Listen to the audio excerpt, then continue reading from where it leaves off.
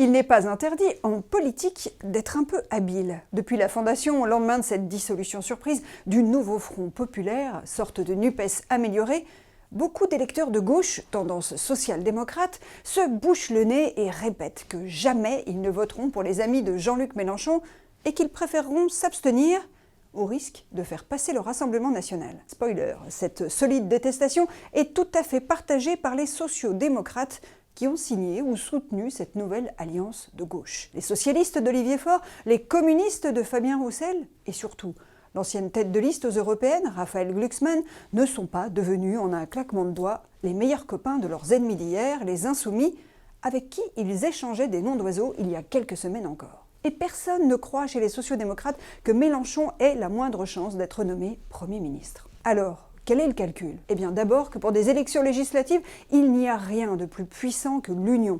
C'est une question de mathématiques. Si vous êtes divisé, vous perdez. Si vous êtes rassemblés, tout est possible en raison du mode de scrutin. D'où cette alliance de la carpe et du lapin. Ensuite, tous parient que ce sont les électeurs qui feront le travail en éliminant localement les candidats insoumis les plus urticants, ce qui permettrait à la gauche d'avoir potentiellement un groupe puissant à l'Assemblée, mais où les socialistes seraient cette fois en position de force, contrairement à la NUPES, qui était dominée par LFI. Un stratège du PS m'expliquait: on espère passer dans les 200 députés de gauche, dont 80 à 90 du PS et une cinquantaine de LFI. Une majorité relative donc, car une majorité absolue de 289 députés semble difficilement atteignable. Or, si la gauche récupérait une majorité relative, où irait-elle chercher ses alliés pour gouverner? Au centre, bien sûr, à l'aile gauche de la Macronie, ou ce qu'il en restera. Le 7 juillet, au soir du second tour des législatives, il n'est donc pas interdit de penser que la France se retrouvera peut-être avec une majorité allant de l'ancien ministre macroniste